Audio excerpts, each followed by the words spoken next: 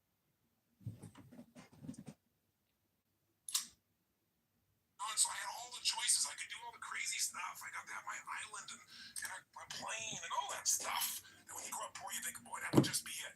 But the stuff didn't do it for me. I knew it never would. The people part really did.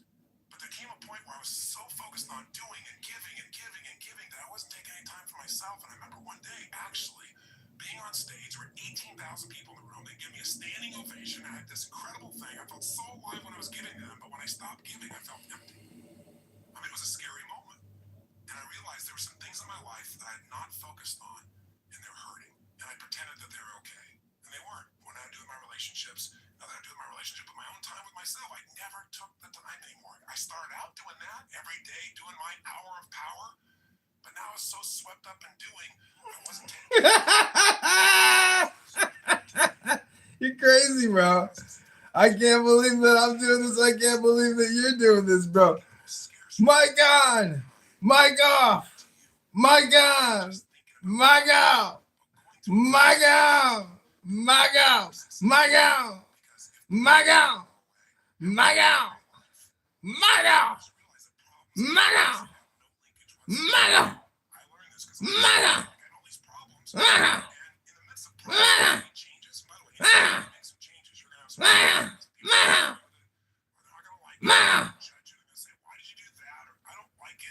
Change always creates problems. As you have problems, you create solutions, which, by the way, are more changes. And when you create more changes, what does that do? It creates more problems. So problems are here to stay. In fact, they will be problems for you. There'll be challenges, and we love a challenge, don't we? Nobody wants a problem, but we love a challenge. I mean, why do we watch sports? Two people take on a challenge to see what they can do. Why do you start a new business? What is it that makes you attracted to someone and saying, my gosh, can I connect with them? Can I get through to this person? Can I get across? It's challenge. Challenge is necessary for growth, and growth is life. So it's a cool system. So let's get right to the point here.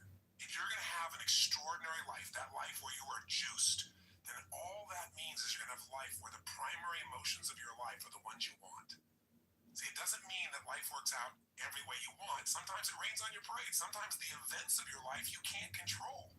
But you can control what it means to you. And when you control what it means to you, They finally kicked me. They finally kicked me. life is beautiful. It's a story of a man who has an extraordinary life. Not because he has more money than anybody else, not because he's in a situation where everything is easy, but because he's alive. He has this joy about him. And by the way, if you've actually ever met Roberto Benigni, the man who plays this character, you know that he lives this way day to day. He was authoring this thing from himself. He's such a joyous guy. When he won the Academy Award, you never saw so much emotion. It was like a little boy, and everybody loved it because nobody else has the guts to be that way. Or they've forgotten what it feels like to just feel, to be alive. What makes him extraordinary? An extraordinary psychology, an extraordinary mindset, an extraordinary way of looking at the world. And in the movie, the man has that, doesn't he? And who does it affect? Everyone. Everyone within the realm of his influence. His wife feels like the most cherished person on earth, and so does he. Because when you give that kind of love and that kind of joy, people give it back. It's infectious.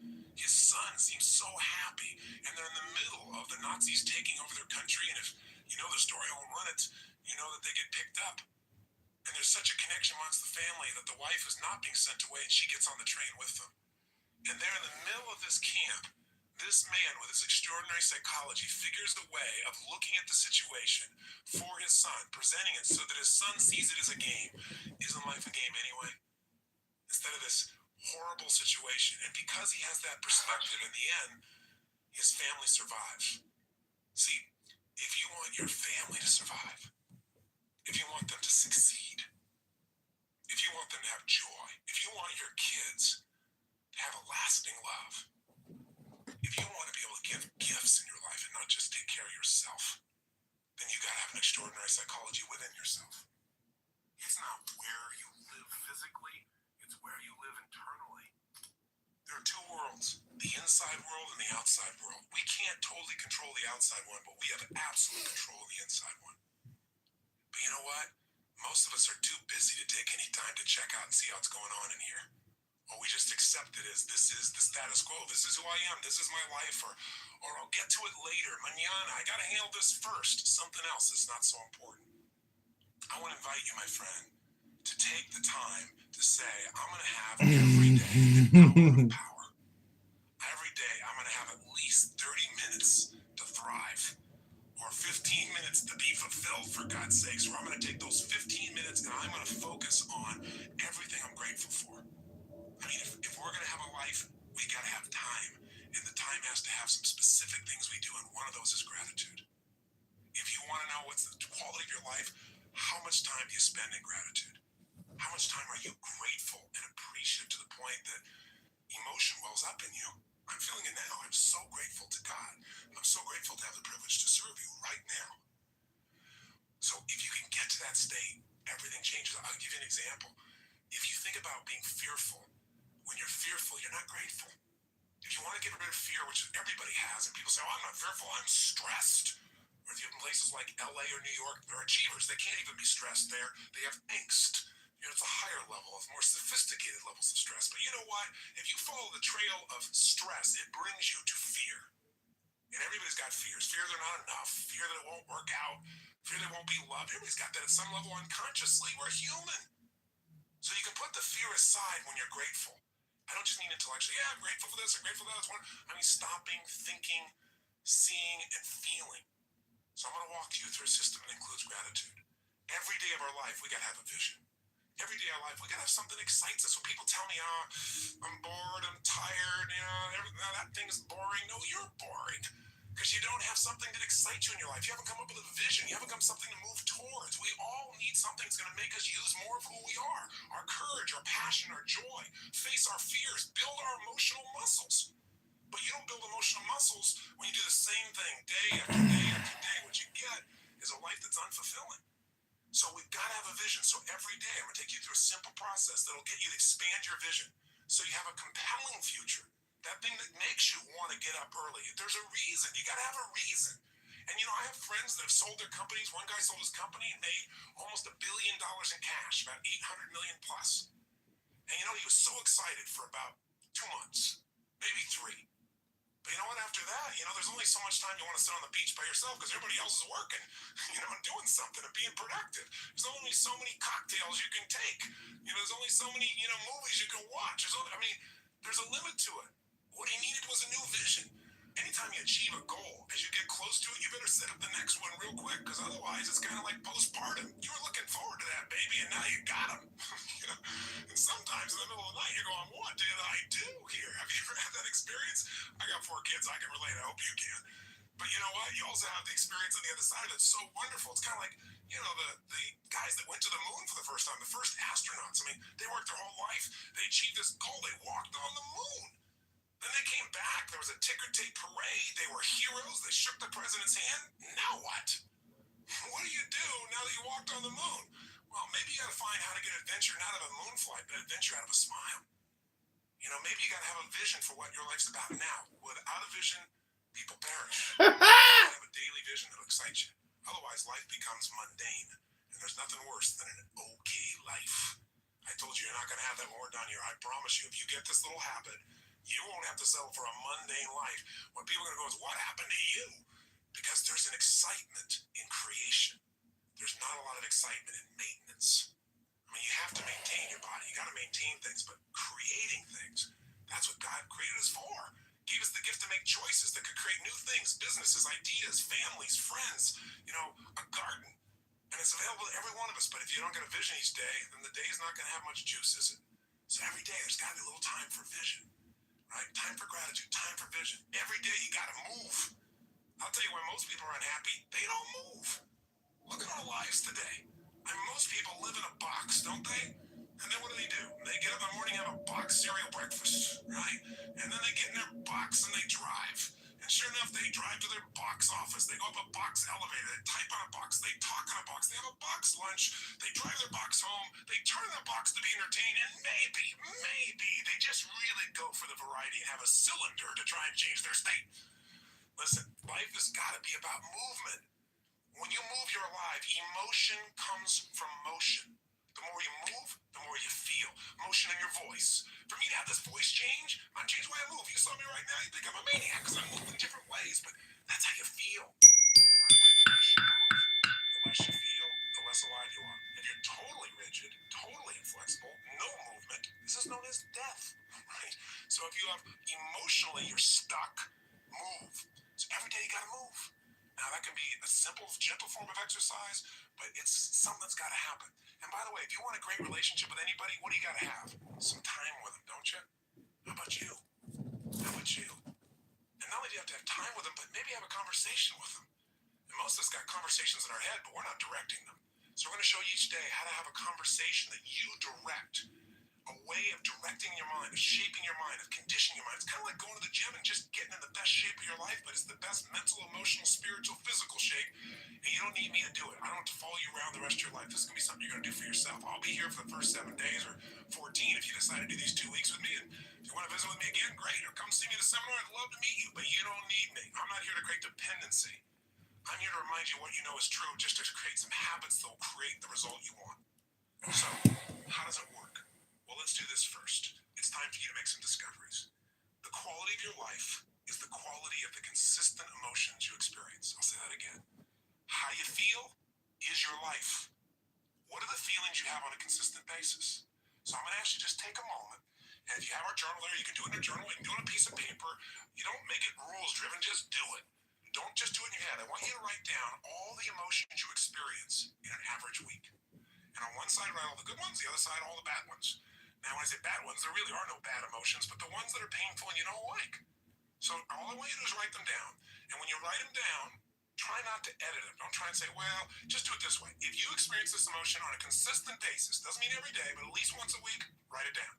The ones you consistently feel, not the one once in a while you feel this feeling, because what this is going to tell us is where you're really living right now. This doesn't tell me your income. I don't care. But I care about what you're passionate about. I care about what hurts you. I care about what you love. I care about what moves you. And you do too. And you don't have to tell me the what's. Let's just figure out the feelings first. So please take a moment right now, because now we're going to begin to stop talking and we're going to start the process of doing. First step here is let's figure out where you are. Write down now. On one side, all the emotions you consistently feel in a week that are positive. On the other side, all negative. So stop the tape right now, or if it's a CD, just pause it and get yourself to this right now. Go ahead. Are you still listening? I'm not going to continue until you do this. Come on here. You got to get there right. Don't just listen. Okay, if you're in your car and you say you can't do it, then turn off the CD or tape, stop it, pause it, and do it in your head at least. Or pull the car over. You're worth figuring out where you are. Cars are going to go by. You're going to drive the rest of your life. You're still going to get there. It'll take 3 minutes. Come on, be one of the few who do. Pull over. That's it. Pull over right now. Sit down and write this out just for a second. I promise you it'll be worth it. Go ahead and do it. Do it right now. Here's the second part of the triad. The second part is the pattern of focus and belief, and they relate to one another. See, whatever you focus on, you're going to feel whether it's true or not. Have you ever had an experience where somebody did something, or you thought somebody did something? Even better example. You heard, you thought, and you thought they did it to take advantage of you. And as you focused on that, you got angry or sad or hurt. And then later on, you found out you were dead wrong, that either they never did it, it wasn't true, or that wasn't their intent, and you felt bad about it, or you felt embarrassed. How can that be? Because whatever we focus on, we feel, whether it's true or not. Focus equals feeling, just like the way you move affects your feeling. See, right now, if I said to you, what are you juiced about in your life? What could you be excited about? If you really wanted to be excited in your life right now, what could you be excited about? Or what are you proud of? Or could you be proud if you wanted to be proud? Or who in your life do you really love? Who loves you? Think about it for a moment. Who do you really love? Who loves you? By the way, how does that feel when you focus on or you think about someone you love? So whatever you focus on, you're going to feel. If you want the focus equals reality to the individual, even though it's not reality in actuality. I'll say that again. Focus equals reality to the individual, even though it's not reality in actuality. That's a complicated way of saying whatever you focus on, you're going to feel, whether it's true or not, because your brain doesn't know the difference between something you vividly imagine, that's called focus on, or something you actually experience. It's very powerful. If you use this to your advantage, it means something very simple. How fast can you change how you feel? as fast as you change your focus, as fast as you change the way you move. See, right now, if you're focused on something that's really upsetting or something you're worried about or something you're fearful about, you're going to feel those feelings. If you focus on something you're really grateful for, you're going to feel a totally different set of feelings. See, you're in control and you can change your feelings in an instant. The problem is we don't believe we can change that fast. And the second problem is we have patterns of doing this, don't we? We tend to, like, on a regular basis, focus on what overwhelms us, or focus on what we're upset with in our spouse, or focus on why we failed in the past. And if you keep focusing on things where you didn't succeed, guess what? You're going to feel like a failure. And when you feel like a failure, you're not going to take action to make things better. You can't build on the past that doesn't work. But you can also focus on what you want, on what you want to create. You can focus on the solution. Hey, when you got a problem, everybody's got problems. But 95% of your time has got to be spent on the solution. 5% of the problem. Most of us spend all the time describing the problem more and more and more and more detail. We wonder why we feel overwhelmed. Focus is the secret key to changing, and you can do it in an instant. One way to change your focus is to change the third thing, your language patterns. See, all day long we're thinking. What's thinking? All day long you're asking and answering questions with yourself. Should I do this? What does this mean? Why is this? Where is this going on? That's what initiates thinking, is a question. But the problem is we have patterns of questions we ask that don't serve us. Some of us ask questions like, how come this always happens to me? Well, it doesn't always happen to you, but if you ask a lousy question like that on a regular basis, your brain goes, because you're an idiot. You know, how come I can never lose weight? Well, you can lose weight, but ask a lousy question, ask and you shall what? You receive. How come I can never lose weight? Your brain says, because you're a pig. You know, come up with a better question, for God's sake. See, questions direct us. Questions are a form of language. And if you want to change your life, one of the things I have people discover is what questions you're asking, and also what phrases do you say a lot? Because phrases hypnotize us. We have certain words by themselves that'll change the way you feel. If somebody says to you, hey, listen, I think you're mistaken about that. You might have one feeling. They go, you're wrong. You feel something very different just by the language. If somebody says you're lying, you have a whole different feeling, don't you? One word can change the way you feel when someone else speaks it to you. The words you select, powerful. And I don't mean just being positive and doing the Stuart Smalley thing where you've got positive self-talk, right? And you say, I'm good enough, I'm strong enough, and by golly, no. I mean, the habit of the words and the emotions they create. And then the third part of language is the phrases that you say with such emotional intensity that you start to believe them. We call those incantations.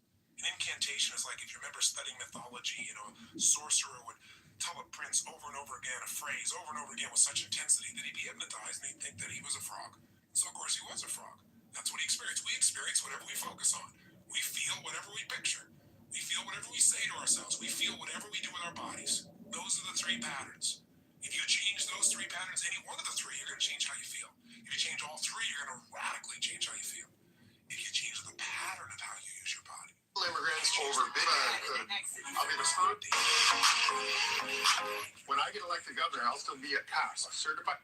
If you change the pattern of what you say to yourself with the emotional intensity you say it, you're going to change the pattern of how you feel. Police officer 2 years and I'm a very godly man. I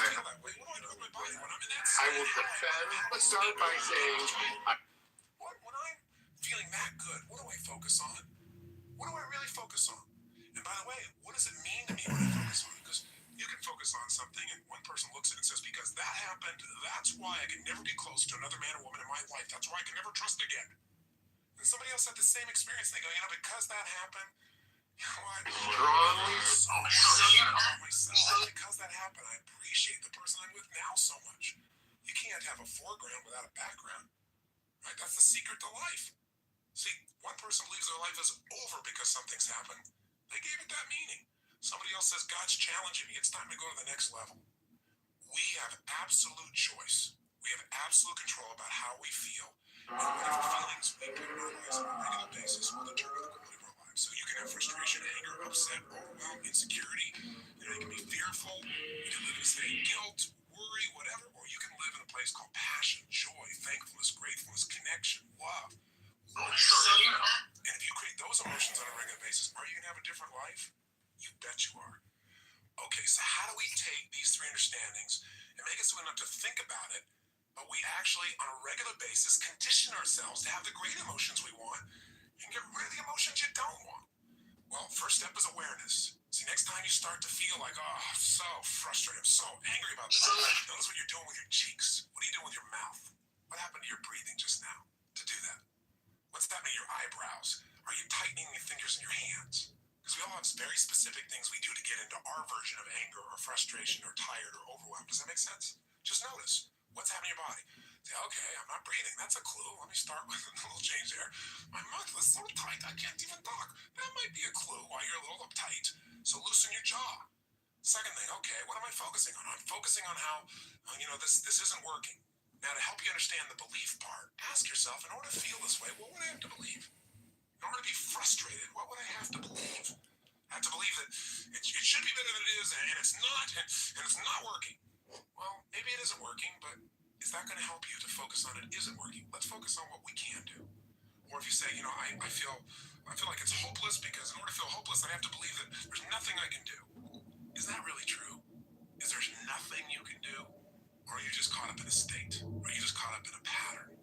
See, if you ask yourself, what do I have to believe to feel this way? It'll help you to break that part of the triad because you'll start to say, yeah, that isn't really even true. All right, so that'll help you there. The third part of awareness is say, okay, what am I saying to myself? Why do they do this? How come they always do these things? Why don't they ever listen? I'm asking a lot of lousy questions because they may listen sometimes, but I'm saying they don't. I'm saying it with total intensity. Of course I'm going to feel bad. Let me change what I'm saying. Let me change what I'm asking. How can I turn this around? What do I need to focus on to make this work? What's the truth here? Maybe I can't control it all, but I can control what it means to me. What does this really mean? If you just have that awareness and you break your pattern, you can get out of a negative emotion in a moment. Then you can say, well, how do I want to feel? To feel like that, what would I have to do with my body? To feel like that, what would I have to focus on right now? What would I have to believe? I have to believe, you know what, I can turn anything around. I may not like it, but I can make it happen. It's just another challenge that God's given me to sculpt my muscles, right? Sculpt my soul. Throw it at me. God's the greatest trainer on earth, because a great trainer, when you think you got nothing left, what do? They go, give me 6 more. You go, 6 more? I don't even have 1 more. But they say, yes, you do, and sure enough, you got at least 3 more in you, and you develop real muscle, and now you're stronger. And what used to be hard now gets to be easy next time because you've been through it. That's what this is about. So now you have some emotions that you really want. How do you create them? And you have some emotions you don't want. How do you get rid of them? What if I told you you literally could change how you feel in an instant? Well, this is true from your past experience at times, right? There are times, like we said earlier, where you're totally upset and something got your attention and now you're laughing. People can be literally at a funeral and they're in a terrible place and all of a sudden something cracks them up. I mean, it's pretty rare, but it has happened. People can be in a place where they're in the worst situation and somehow they find all their determination. How to do that specifically is what I want to show you real quickly now. And I'm going to give you a quick overview of it, but I'll give it to you in 3 parts. 3 things you need to feel anything.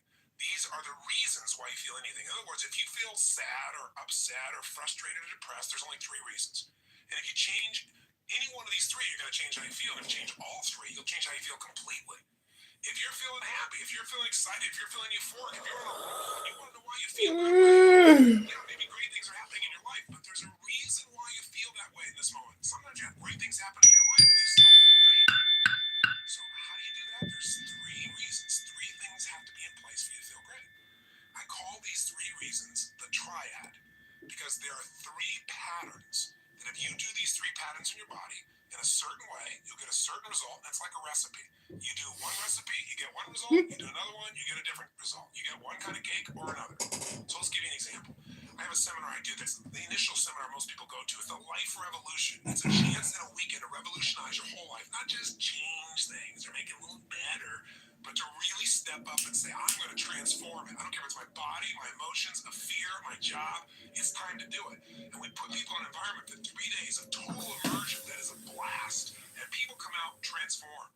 That process, though, very often, the first things I'll do is I'll ask people, what do you really want? I'll take people in the audience. They got 1,500, 2,000 people in that type of program usually, and they'll say, oh, well, I want to make, $1 million. I want to make $1 billion. I want to help my kids get through school. I want to have more confidence. I want to lose 57 pounds. I say, okay, great. Why do you want these things? If you lost the 57 pounds, if you made the $1 billion, what are you going to get?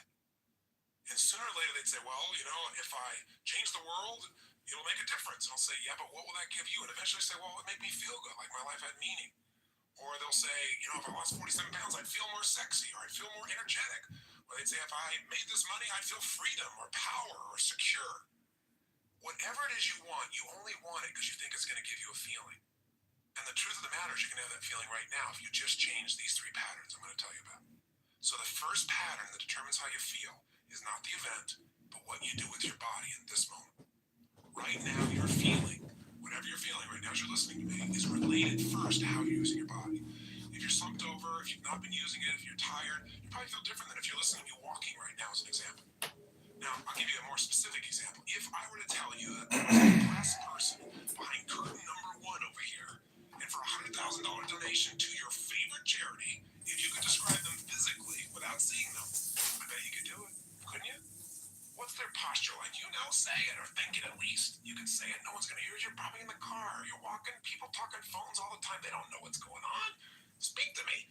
Seriously, what's their body like? First, their posture's probably what? Slumped. Where are their eyes? Down. Where's their head? Down. What's their breathing like? Full or shallow? Of course it's shallow. Their facial expression up and tight or slack? You know it's slack. Now, how come you know all these things without me telling you? Because you practiced this stuff before, haven't you? We all have if we've ever experienced this. Now, if you do this with your body, I don't care who we are, if you do these things to your body, you're going to feel lousy. You're going to feel depressed. Now, if you change the way you use your body, if you put your shoulders back, if you breathe, if you use your voice in a different way, if you move or gesture at a different tempo, it's hard to feel depressed in that way. In fact, there was a research study that was done early in my career that was done at UC Berkeley, and they did something that sounded insane. Traditionally, if somebody's depressed, they go to a traditional psychiatric approach. Today, we live with a philosophy that depression is merely a Prozac deficiency. You know, that we live in this world today, that if things aren't working out, let's not resolve what's going on inside you. Let's just drug you. It's called better living through chemistry.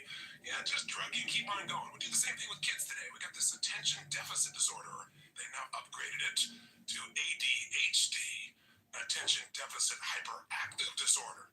This couldn't be the fact that kids are overstimulated, don't get enough focus or attention, and don't know how to use their energy in a world where things are going so slow when they're learning in school compared to how they are on the internet and on MTV or anything else. It must be that we should drug them into submission so they get as slow as us and we're comfortable. It's an interesting way that we look at life today. The truth of the matter is these kids are using their bodies in ways that aren't acceptable, but they're not being directed. We go for the quick hit. We want the instant solution, even if it isn't the long-term solution that makes us more healthy. You can get a solution, but it may not be sustainable in a healthful way. The bottom line is, in that approach, we usually drug people. So at UC Berkeley, they tried something different. No drugs.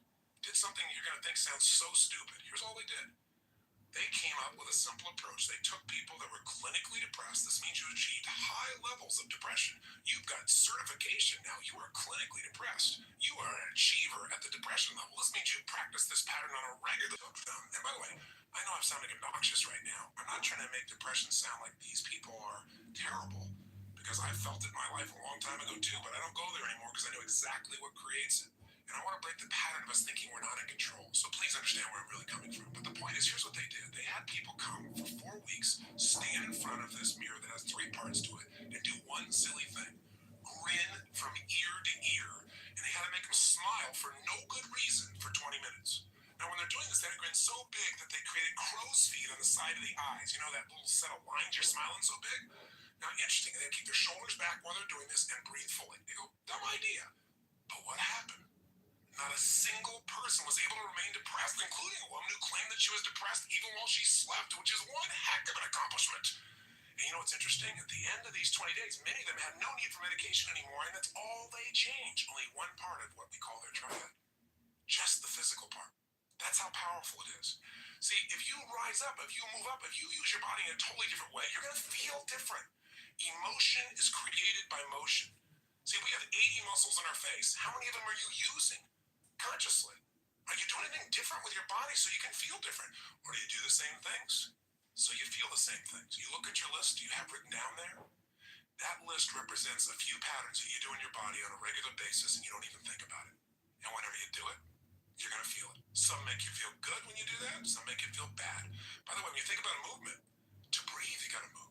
To sing, you got to move. To speak. If I start talking like this, I'm moving organs in my body in a different way than if I start speaking more like this. By the way, what if you got this tape set and I said, "Hi, I'm Tony Robbins, and I'm going to share with you now how to have an extraordinary life during the next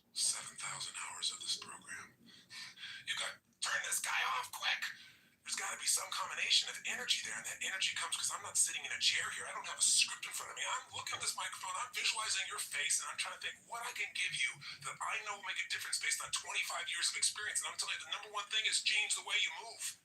Change the way you use your body, and you'll change the way you feel now, instantly. I don't care how bad you felt, if you change it. Now, if you just change it for a second, and you move your hands up for a moment, you make a little minor change, you'll get a minor change in feeling. But if you make a radical change, if you go, yes, I'm doing this now, I'm sick of this, I promise you, you're going to feel different than if you go, oh, I don't know what to do. I know this sounds so stupid, but it works. And you know what? The best study of life is what works, even if it's simple. It's nice to have things simple. Why do we have to make it so hard to feel good?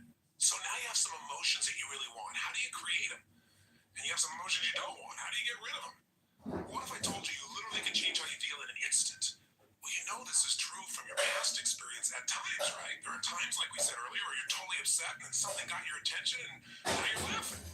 You know, people can be literally at a funeral and they're in a terrible place and all of a sudden something cracks them up. I mean, it's pretty rare, but it has happened. People can be in a place where they're in the worst situation and somehow they find all their determination. How to do that specifically is what I want to show you real quickly now. And I'm going to give you a quick overview of it, but I'll give it to you in 3 parts. 3 things you need to feel anything. These are the reasons why you feel anything. In other words, if you feel sad or upset or frustrated or depressed, there's only 3 reasons. And if you change any one of these 3, you're going to change how you feel. And if you change all 3, you'll change how you feel completely. If you're feeling happy, if you're feeling excited, if you're feeling euphoric, if you're on a roll and you want to know why you feel that way, yeah, maybe great things are happening in your life, but there's a reason why you feel that way in this moment. Sometimes you have great things happening in your life and you still don't feel great. So how do you do that? There's 3 reasons. 3 things have to be in place for you to feel great. I call these 3 reasons the triad because there are 3 patterns that if you do these 3 patterns in your body in a certain way, you'll get a certain result. It's like a recipe. You do one recipe, you get one result. You do another one, you get a different result. You get one kind of cake or another. So let's give you an example.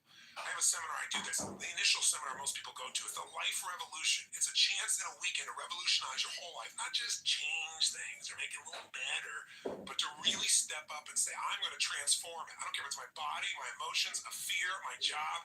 It's time to do it. And we put people in an environment for 3 days of total immersion that is a blast. And people come out transformed. That process, though, very often, well, the first things I'll do is ask people, what do you really want? Just I'll take people in the audience. They got 1,500, 2,000 people in that type of program usually, and they'll say, oh, well, I want to make, $1 million. I want to make $1 billion. I want to help my kids get through school. I want to have more confidence. I want to lose 57 pounds. I say, okay, great. Why do you want these things? If you lost the 57 pounds, if you made the $1 billion, what are you going to get? And sooner or later they'd say, well, if I change the world, it'll make a difference. And I'll say, yeah, but what will that give you? And eventually say, well, it made me feel good, like my life had meaning. Or they'll say, if I lost 47 pounds, I'd feel more sexy, or I'd feel more energetic. Or they'd say, if I made this money, I'd feel freedom or power or secure. Whatever it is you want, you only want it because you think it's going to give you a feeling. And the truth of the matter is you're going to have that feeling right now if you just change these 3 patterns I'm going to tell you about. So the first pattern that determines how you feel is not the event, but what you do with your body in this moment. Right now, you're feeling, whatever you're feeling right now as you're listening to me, is related first to how you're using your body. If you're slumped over, if you've not been using it, if you're tired, you probably feel different than if you're listening to me walking right now as an example. Now, I'll give you a more specific example. If I were to tell you that there was a depressed person behind curtain number 1 over here, and for a $100,000 donation to your favorite charity, if you could describe them physically without seeing them, I bet you could do it, couldn't you? What's their posture like? Say it or think it at least. You can say it, no one's going to hear you. You're probably in the car. You're walking, people talking phones all the time. They don't know what's going on. Speak to me. Seriously, what's their body like? First, their posture's probably what? Slumped. Where are their eyes? Down. Where's their head? Down. What's their breathing like? Full or shallow? Of course it's shallow. Their facial expression, up and tight or slack? You know it's slack. Now, how come you know all these things without me telling you? Because you've practiced this stuff before, haven't you? We all have if we've ever experienced this. Now, if you do this with your body, I don't care who we are, if you do these things to your body, you're going to feel lousy. You're going to feel depressed. Now, if you change the way you use your body, if you put your shoulders back, if you breathe, if you use your voice in a different way, if you move or gesture at a different tempo, it's hard to feel depressed in that way. In fact, there was a research study that was done early in my career that was done at UC Berkeley. And they did something that sounded insane. Traditionally, if somebody's depressed, if they go to a traditional psychiatric approach, today we live with a philosophy that depression is merely a Prozac deficiency. You know, that we live in this world today, that if things aren't working out, let's not resolve what's going on inside you. Let's just drug you. It's called better living through chemistry. Yeah, just drug you and keep on going. We do the same thing with kids today. We got this attention deficit disorder, or they've now upgraded it to ADHD, attention deficit hyperactive disorder. This couldn't be the fact that kids are overstimulated, don't get enough focus or attention, and don't know how to use their energy in a world where things are going so slow when they're learning in school compared to how they are on the internet and on MTV or anything else. It must be that we should drug them into submission so they get as slow as us and we're comfortable. It's an interesting way that we look at life today. The truth of the matter is these kids are using their bodies in ways that aren't acceptable, but they're not being directed. We go for the quick hit. We want the instant solution, even if it isn't a long-term solution that makes us more healthy. You can get a solution, but it may not be sustainable in a healthful way. The bottom line is, in that approach, we usually drug people. So at UC Berkeley, they tried something different. No drugs. Did something you're going to think sounds so stupid. Here's all they did. They came up with a simple approach. They took people that were clinically depressed. This means you achieved high levels of depression. You've got certification now. You are clinically depressed. You are an achiever at the depression level. This means you practice this pattern on a regular basis. And they took them, and by the way, I know I'm sounding obnoxious right now. I'm not trying to make depression sound like these people are terrible, because I felt it in my life a long time ago too, but I don't go there anymore because I know exactly what creates it. And I want to break the pattern of us thinking we're not in control. So please understand where I'm really coming from. But the point is, here's what they did. They had people come for 4 weeks, stand in front of this mirror that has 3 parts to it, and do one silly thing. Grin from ear to ear. And they had to make them smile for no good reason for 20 minutes. Now, when they're doing this, they had to grin so big that they created crow's feet on the side of the eyes. You know that little set of lines you're smiling so big? Now, interesting, they keep their shoulders back while they're doing this and breathe fully. They go, dumb idea. But what happened? Not a single person was able to remain depressed, including a woman who claimed that she was depressed even while she slept, which is one heck of an accomplishment. And you know what's interesting? At the end of these 20 days, many of them had no need for medication anymore, and that's all they changed. Only one part of what we call their triad. Just the physical part. That's how powerful it is. See, if you rise up, if you move up, if you use your body in a totally different way, you're going to feel different. Emotion is created by motion. See, we have 80 muscles in our face. How many of them are you using consciously? Are you doing anything different with your body so you can feel different? Or do you do the same things so you feel the same things? You look at your list you have written down there. That list represents a few patterns that you do in your body on a regular basis and you don't even think about it. And whenever you do it, you're going to feel it. Some make you feel good when you do that. Some make you feel bad. By the way, when you think about a movement, to breathe, you got to move. To sing, you got to move. To speak. If I start talking like this, I'm moving organs in my body in a different way than if I start speaking more like this. By the way, what if you got this tape set and I said, hi, I'm Tony Robbins, and I'm going to share with you now how to have an extraordinary life during the next 7,000 hours of this program. You got to turn this guy off quick. There's got to be some combination of energy there, and that energy comes because I'm not sitting in a chair here. I don't have a script in front of me. I'm looking at this microphone. I'm visualizing your face, and I'm trying to think what I can give you that I know will make a difference based on 25 years of experience. And I'm telling you, the number one thing is change the way you move. Change the way you use your body, and you'll change the way you feel now, instantly. I don't care how bad you felt, if you change it. Now, if you just change it for a second, and you move your hands up for a moment, you make a little minor change, you'll get a minor change in feeling. But if you make a radical change, if you go, yes, I'm doing this now, I'm sick of this, I promise you're going to feel different if you go, oh, I don't know what to do. I know this sounds so stupid, but it works. And you know what? The best daily life is what works, even if it's simple. It's nice to have things simple. Why do we have to make it so hard to feel good? So how are we going to do this? Well, the first way I did this years ago is I created a product called Personal Power. You probably saw it on TV because I obliterated the airways with it.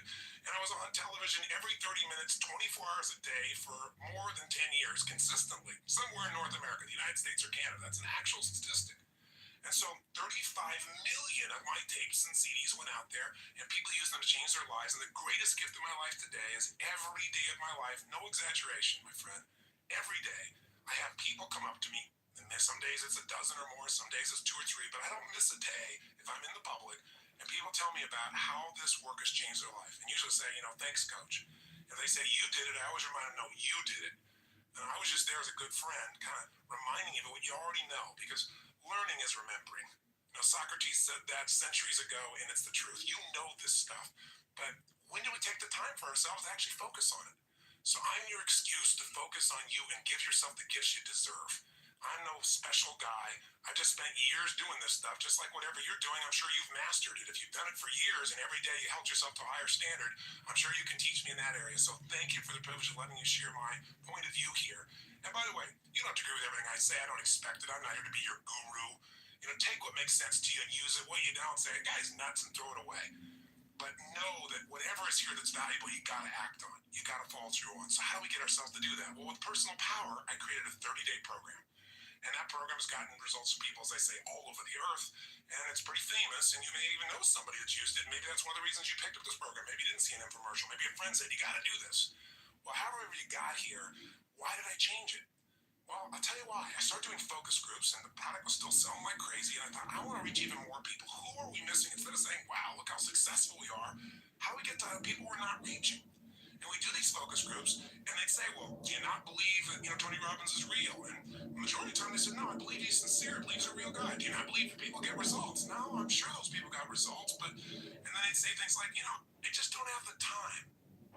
And I think, what do you mean the time? And they'd say, 30 days. I'd say, 30 days to change your whole life? Are you nuts? I mean, you're not worth that. It's not even a whole day. It's 45 minutes, an hour, maybe a day or 90 minutes, for God's sakes.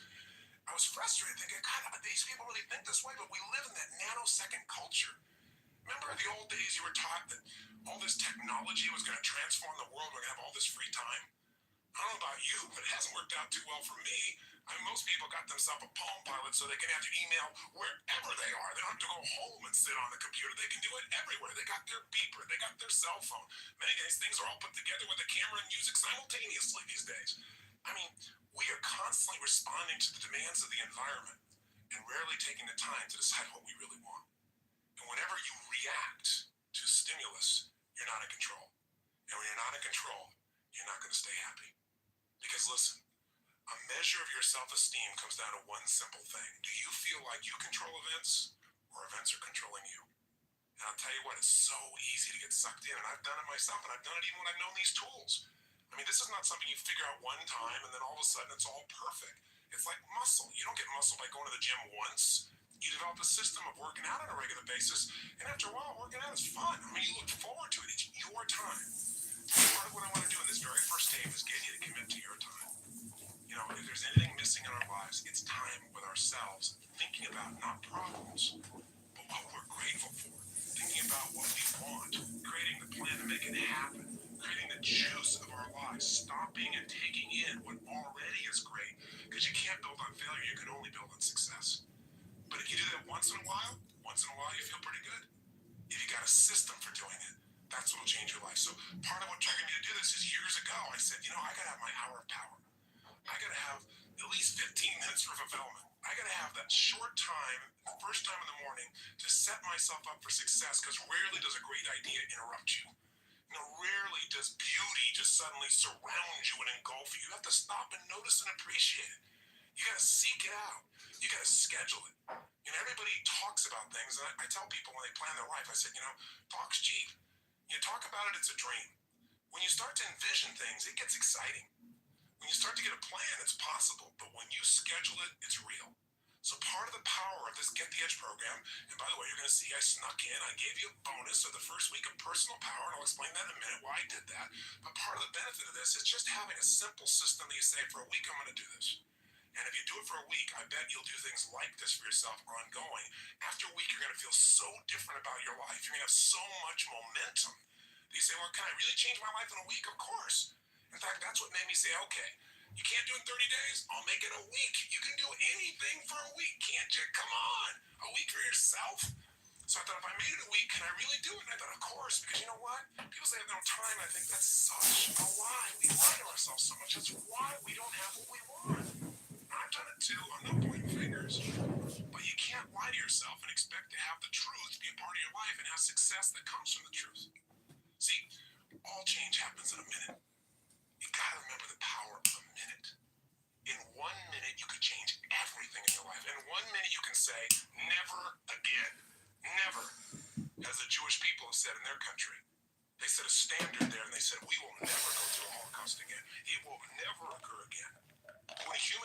that point of never again, it takes a minute. In a minute, you can also do some other things. In a minute, you can look somebody in the eyes like you've never looked at them before. In a minute, you can hug somebody like you've never hugged them before. In a minute, you can say the words, I love you, and mean it at a level you've never meant it before. In a minute, you can say, I quit, or let's begin, or it's over, or I do. Think of the minutes of your life that have changed who you are. And I gotta promise you, in these little boxes, we got a lot of minutes. We got a lot of them in here. Minutes, there's moments right at the point you think, this guy's insane, and I'm gonna turn this off. You stay there a little bit. I can just tell you because I've done it for years. It's different from somebody else. One phrase will wake something up inside you. I'm not gonna give you anything. It's all inside you. But when it wakes up, baby, it is time to move, and I don't have to tell you that. It'll just happen. You'll suddenly say, this is it, no more. And it's kind of like that Pearl Harbor movie when, you see them come diving down and the admiral should be celebrating. And they say, Admiral, we've got this great victory. And he says, oh, I fear we've awakened a sleeping giant. And inside of each of us is that giant. It's a giant of emotion because that's where it starts. It's the emotion. Emotions start wars, don't they? Emotions get you married or they get you divorced. Emotions make you have kids. Emotions make you break through the problems or give up. It just depends which emotions you decide to live with. So, how are we going to do it? Well, two options. I created personal power, and so I decided, even though I said 7 days, to do two things. One is I went in the studio and I wanted to take things and give you the best of what I've learned today. Because when I made personal power, frankly, I was 28 years old. So, this many years later, I've lived a lot of life, and the world's changed. During that period of time, we watched the wall come down, communism disappear. We've seen transformations in music and movies and the way we experience our lives. We've got the internet. People relate in a totally different way. Well, by the time you listen to this, we're probably cloning people, for God's sakes. And people say, that'd be great time management. I'd have some extra people to get the work done. No. Here's the point. During that same time, I've obviously made big changes in my life. I've learned a lot more about who I am. I've made some stupid mistakes, and I've had some enormous victories.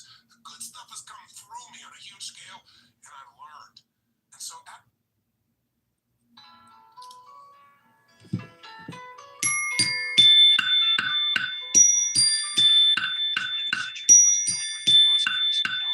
introduced a generation in the West to the fascinating ideas of the Far East, the wisdoms of the Orient.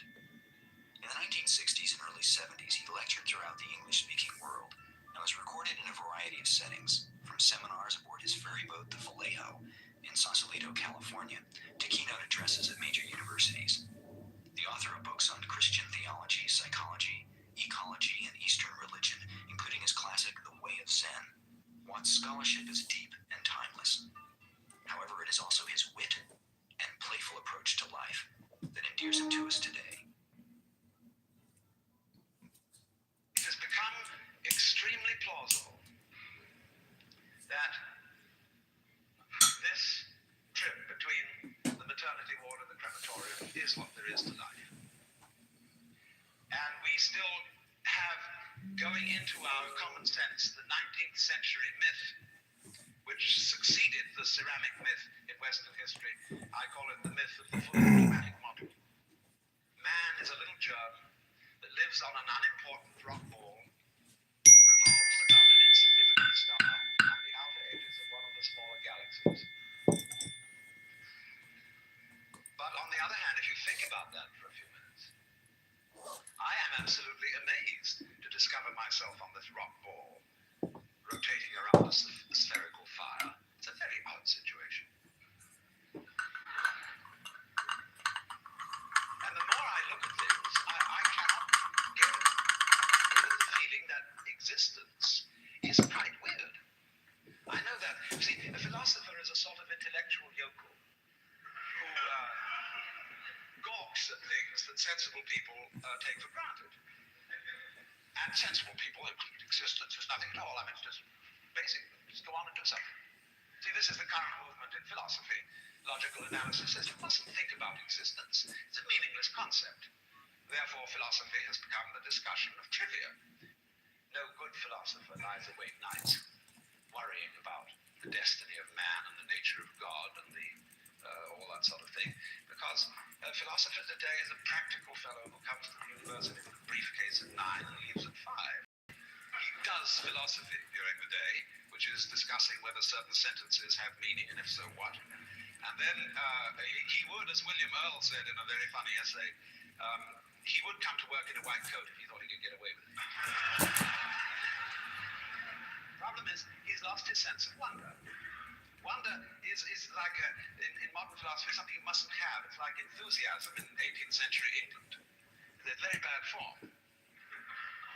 But you see, I don't know what question to ask when I wonder about the universe. It isn't a question that I'm wondering about, it's a feeling that I have. Because I cannot formulate the question that is my wonder. The moment my mouth opens to utter it, I suddenly find I'm talking nonsense. But that should not prevent wonder from being the foundation of philosophy. So, there is obviously a place in life for a religious attitude in the sense of awe, astonishment at existence. And that is also a basis of respect for existence. We don't have very much of it in this culture, even though we call it materialistic.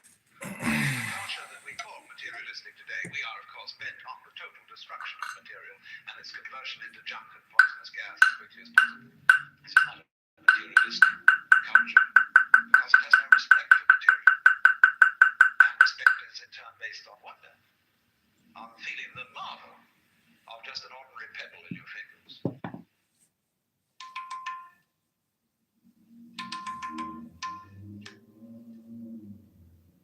Look,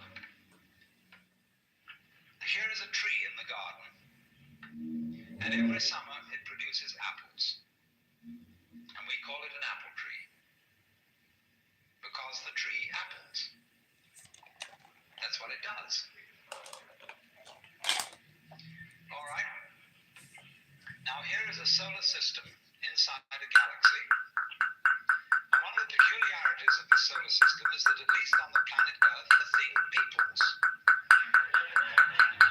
In just the same way that an apple tree apples.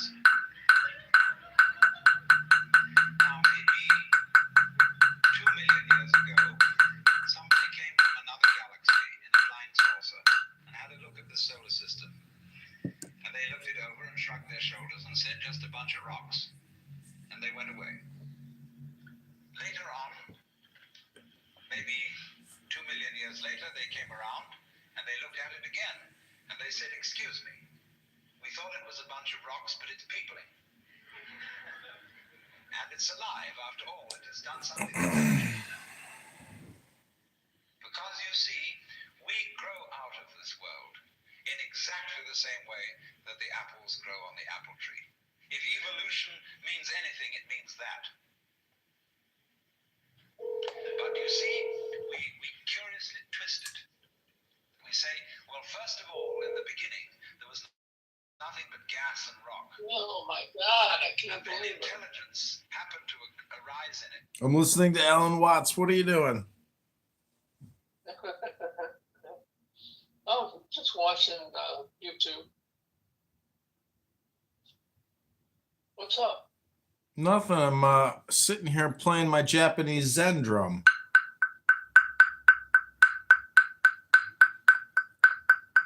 Just breathing. I even have a little fan, a Japanese fan here. And it's interesting how you can use a fan to regulate your breath. Really?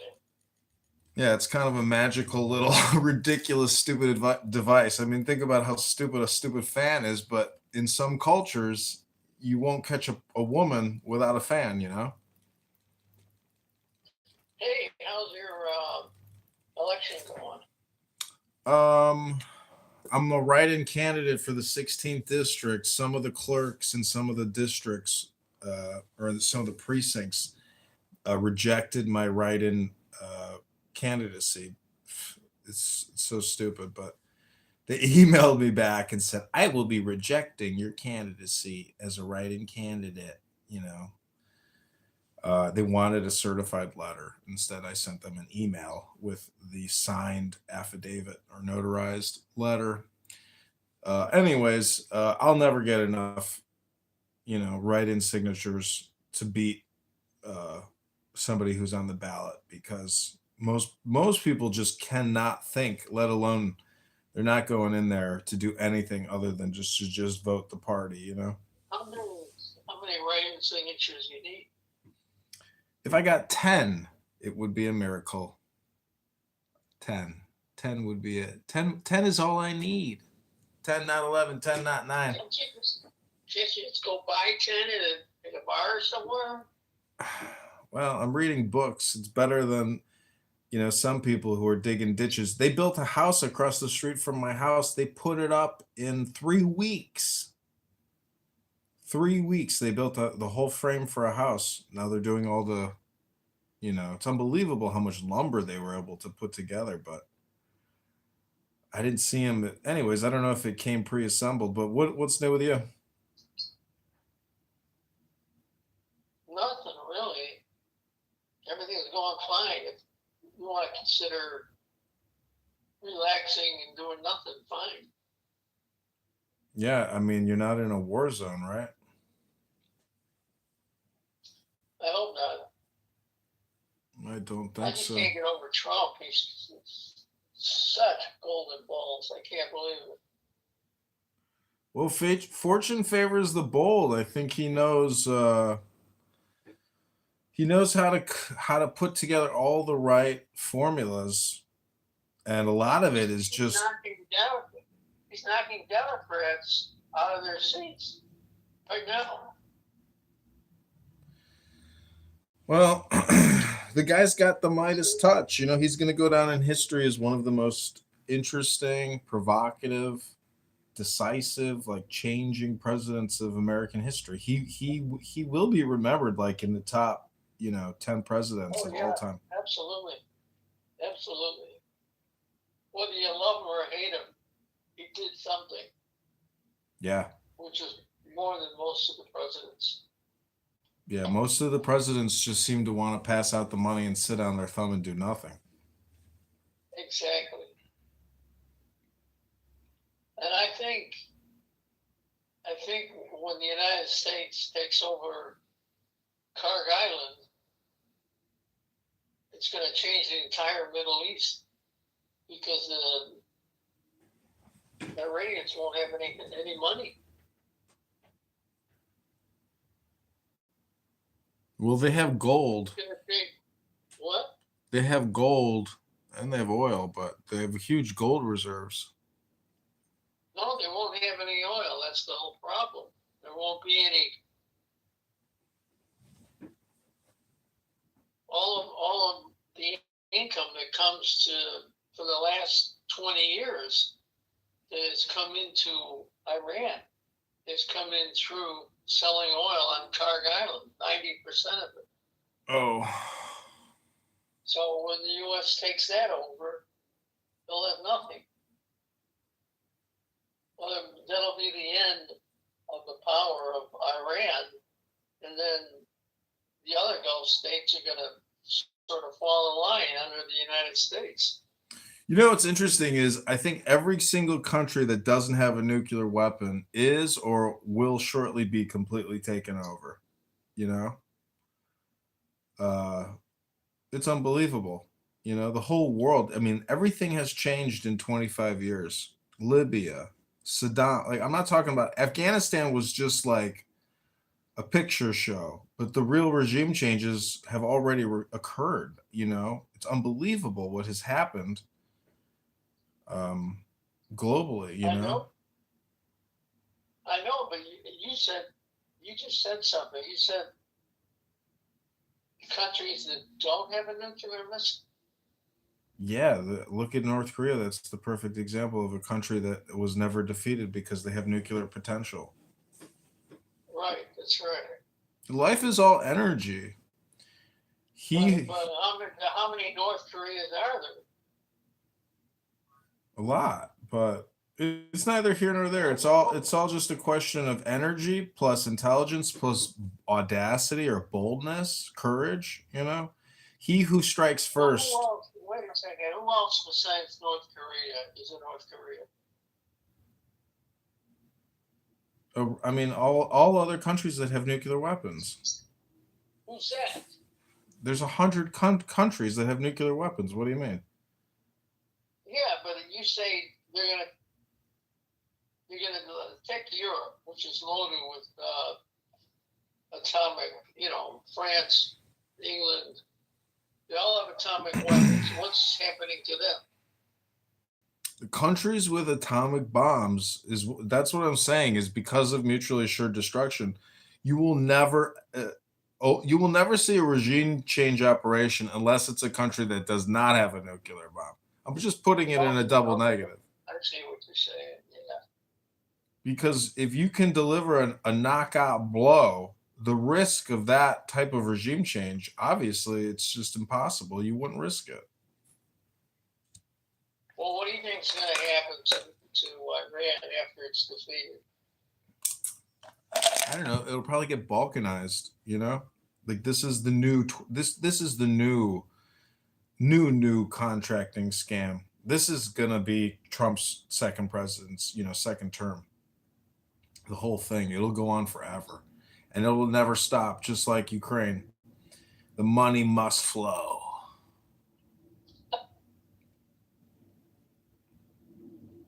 There's a guy who used to say that all the time on YouTube.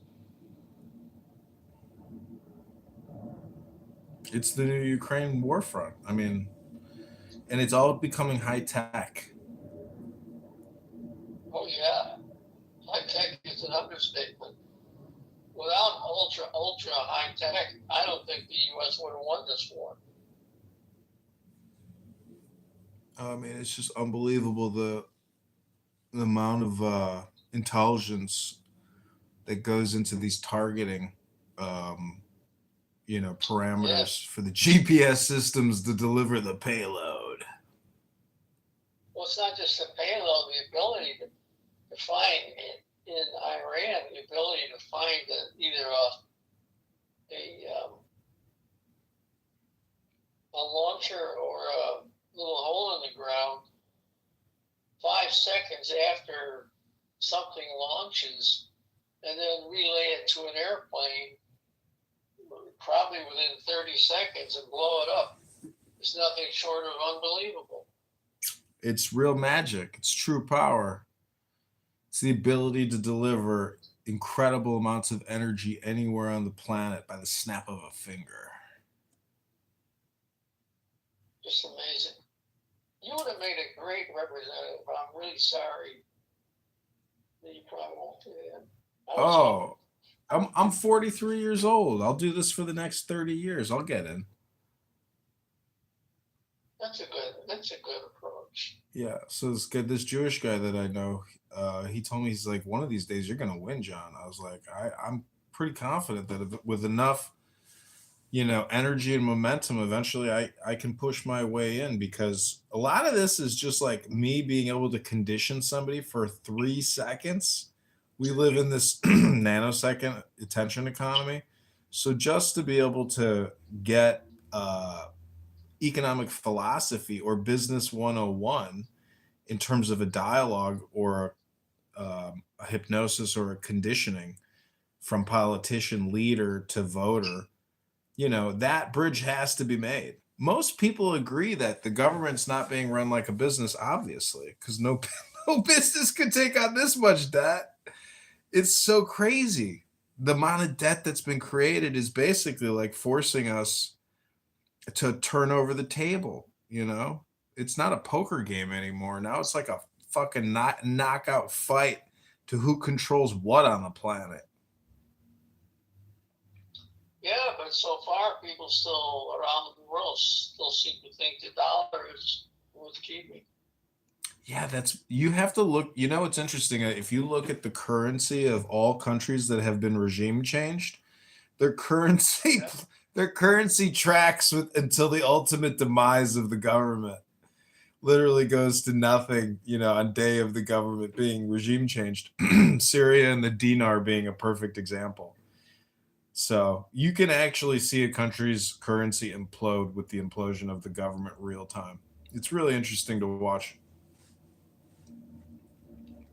So what Well, I'm it doesn't look like the U.S. is going to implode anytime. exactly, that's my point, is that if you're an international investor, the US dollar is by far has the greatest long-term value of any country that I can think of, because you've been to DC, I've been to DC, and until that place gets taken over, and even then the government will continue to exist outside of DC. So we got a huge moat. We have a moat that basically can't be crossed unless it's like intercontinental ballistic, you know, and a variety of that. But chances of that are pretty low. I'd say 0. You could nuke Washington D.C. and somehow the fucking thing will keep working. Well, they already have that underground bunker in West Virginia or whatever, the continuity program for the government. Yeah, I know. So that's U.S. is like U.S. is like a cockroach. You can cut the head off a cockroach, and it keeps operating for a month, just like it had a hit. It doesn't seem to bother it that it has no hit. Well, there's a lot of ways to look at it, but either way, somebody told me once in the government, it's better to be on this side of the fence than that side of the fence. I was like, yeah, you're right about that. Well, you know that. What hell? But I found a better answer to that question or riddle. It's to actually be on the post in the middle, meditating, not on either side. That's where the real balance is, philosophically. Yeah, I don't know what that means pragmatically. It just means there's not a speck of dust out of place in the whole universe. You're the eternal dancer, and you don't have to worry about your future. That's what it's saying.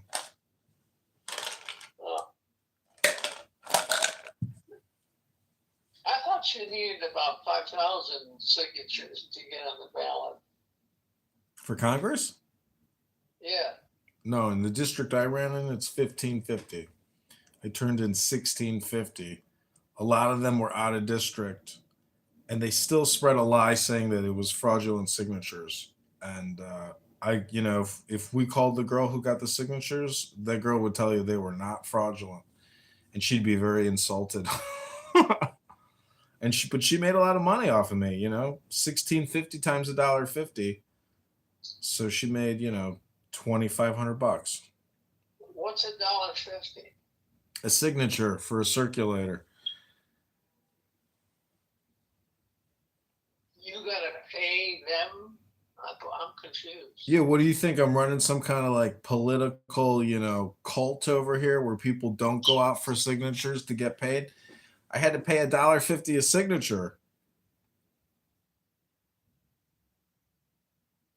So wait a minute. Let me get this straight. Somebody's on the street and you want to get a signature. No, you don't pay the voter. You pay the circulator. You pay the employee of the campaign going out to get you signatures. What? Oh, okay. Did you forget how business works? You mean life? Yeah. Jesus Christ. It's so crazy that people think that way, but every time I discuss this, everybody thinks based on the way I say it, exactly the way you thought. Maybe it's the way I'm saying it, but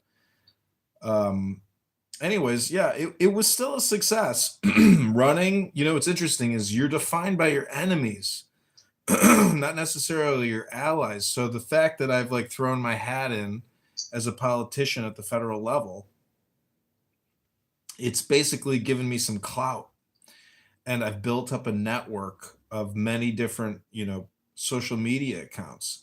So I shitpost political opponents or people that we don't want getting into office.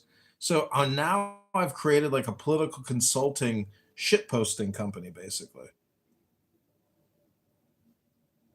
I'm not getting paid for it yet, but it would be nice to be compensated for my ability to influence the narrative and do, basically, I would call it NLP advertisements. What does that stand for?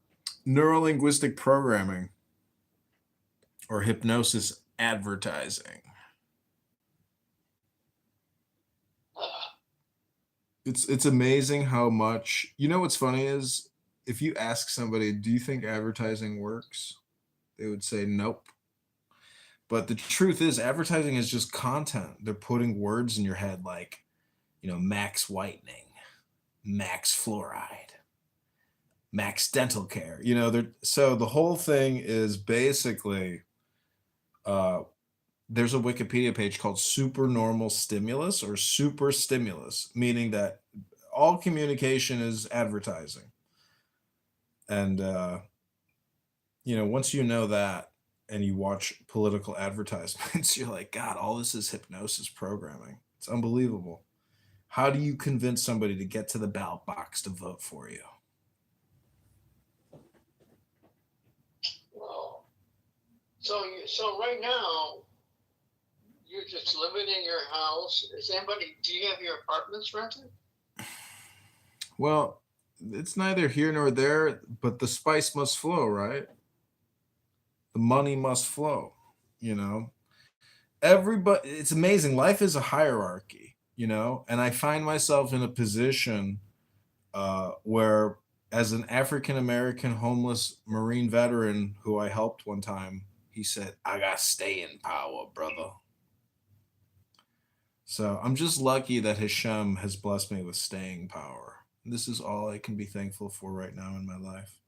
If I had a wife, You don't have any renters, in short. if I had any wife, if I had wife or kids, oh, I would definitely have to go to work. I wouldn't, there's no way I would not be doing nothing other than politicking all day.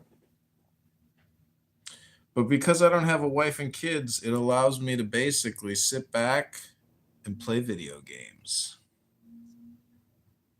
Political video games. Clicking buttons. What, a video game is technically just somebody who sits there and clicks buttons, right? I guess. Well, that's what I'm doing all day long. I'm just playing a video game. But, I have an amazing library. I am surrounded by some of the world's smartest books ever written. So it's like, it's basically like sitting in a bank with $1 billion all around me. Except you can't spend it. Yeah, but look at somebody who is a billionaire. They can't even spend it either. It's basically just a hierarchy. You can't even spend that much money, let alone consume it or use it or spend it in a productive way. If anything, you're just giving it away at a loss. It's like buying icebergs for water. So the whole thing actually comes down to intelligence. I don't know if you could say Israel is, on the cutting edge of intelligence, but our weapons and our technology is real magic. Much more powerful than a book from the 1800s. Is our Israel or the U.S.? United States of America. Oh, okay. Yeah, I mean, but in conjunction, obviously. I think that argument about Israel.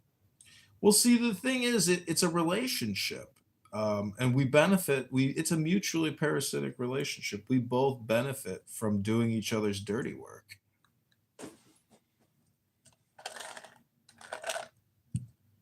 Everybody benefits, but it's a question of for how long.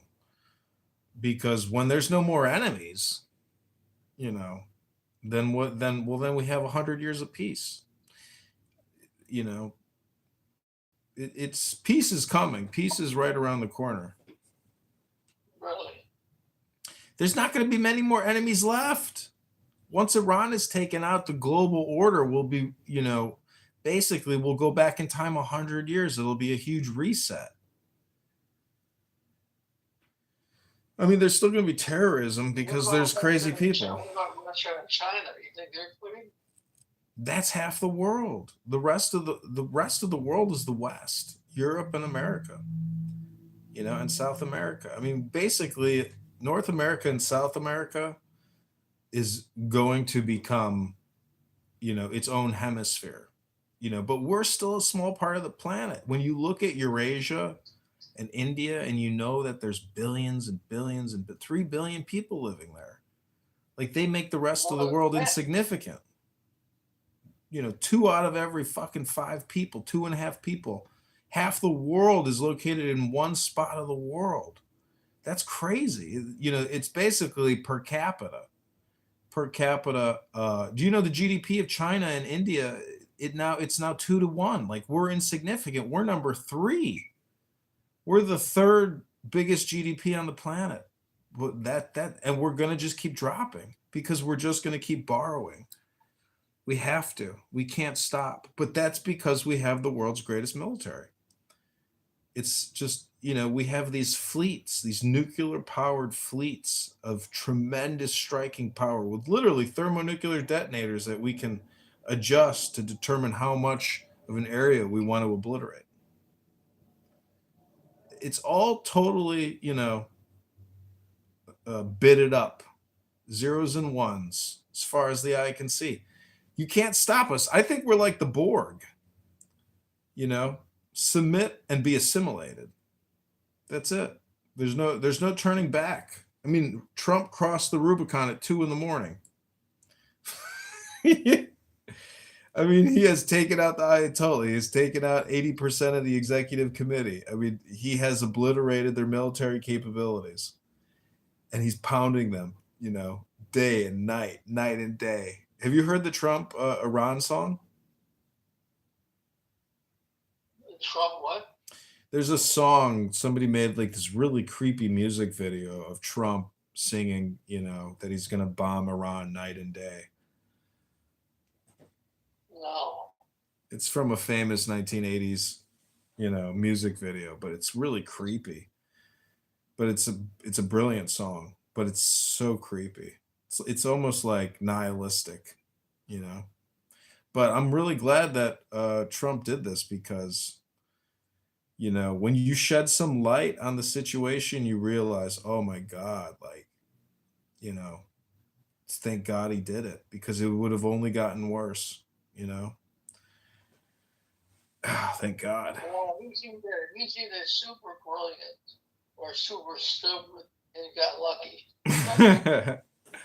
I think a lot of it is luck because, the whole Venezuela operation, the element of surprise, he has been able to capitalize on surprises in a way that only he, could be. That's why I say it takes courage and boldness. Like only with his type of gambler's attitude could any of this have been possible. Look, they gave. If you go back, he wasn't really brilliant. He's filed bankruptcy 5 times, lost all his father's money. Now he's gained it back, but still. Mm-hmm. Well, ups and downs and ups. There's, it's just pure physics. But he came out on top. This is the thing. It's like an addicted gambler. Did you ever see this movie? I think it was called like Mississippi Down and Out or something. This addicted gambler like rolls it up into the many, many millions in Vegas and then finally calls it quits at the end. It's an interesting movie. It's fun. But if he keeps it, yeah. I mean, keeping it at his stage in life is not an issue.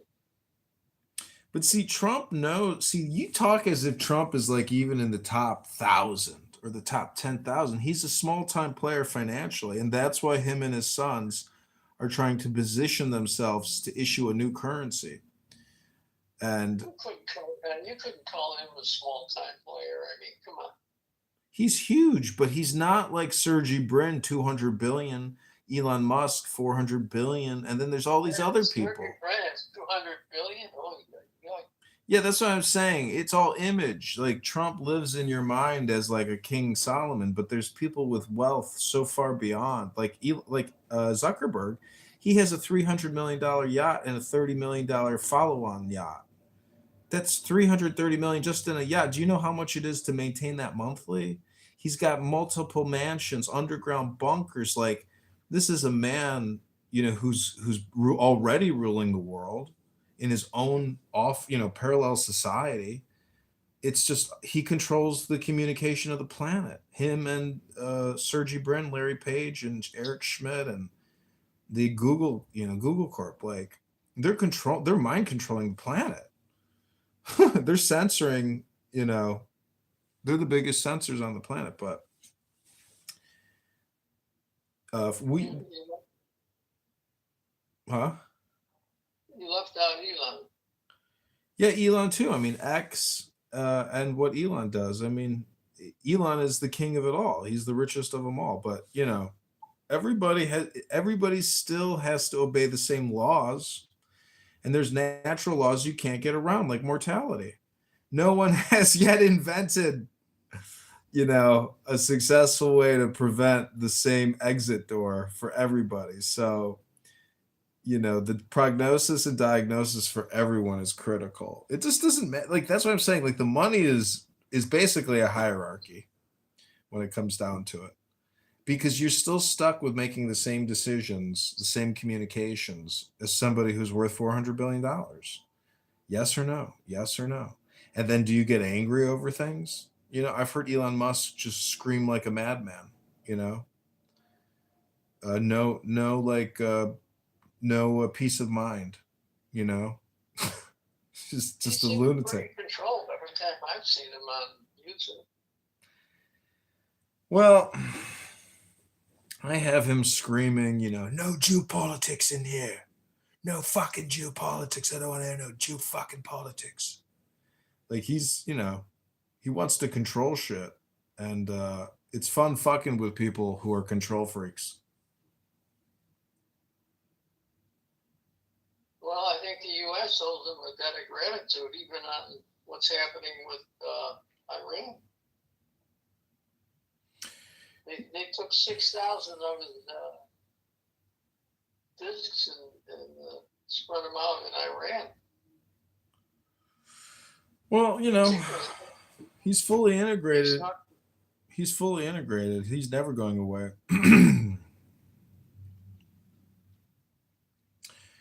But, it is what it is. I like him. I'm not saying I don't like him. I mean, he's very funny. He's, but he must have brilliant guys that work for him, because he can't be doing this all himself. oh hell no. He's got thousands of the smartest people, fully working in autonomous teams. He plays so many video games. I swear to God, this is the thing. When you're that wealthy, you can create, networks of people where all you're looking at is reporting. You don't actually have to communicate with your thousands of workers. I mean, that's the beauty. You have to give him leadership, and he's got to know what that leadership is all about some way.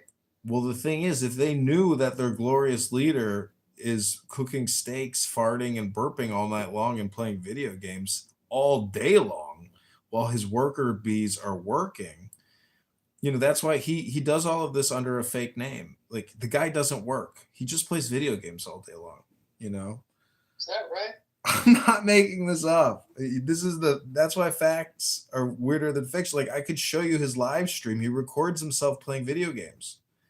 And he has a YouTube channel and a big X following. And this is what I'm saying. Like, you think he's this, like, genius, right? Like, he's a Tesla? No. He's like everybody else. He still has to wipe his ass at 8 a.m. So, but he plays video games all day long. And he makes, racist statements. And he's a political animal. He has people just creating so much content for him. It's unbelievable. He's helping a lot with conservative politics. He's basically a libertarian. He believes in limited government. And he thought he was part of a revolution. Ha! Turns out they can't stop spending. And so, that's his complaint, is that the government will never stop spending $7 trillion plus a year. And it's just a quest and a competition now for how much you can get of that. Because that's where the real profit is coming from the thin air, from the Federal Reserve. Everybody is sucking at the tit of Jerome Powell. Wow.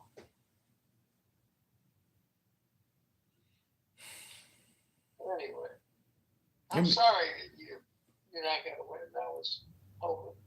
I wasn't gonna win. I did this knowing that there was no chance I would win, like a 0.00001% chance. But never say never. You know, I read about a guy. But you know what? You need to get on the path, and you are on the path. So just don't quit it. Yeah. I'm not quitting the path. I'm just, I'm pushing. I every day I'm campaigning. I don't stop. I just keep optimizing and optimizing and optimizing and optimizing and cleaning and organizing and organizing. Like I'm just every day I just continue to assimilate like the Borg.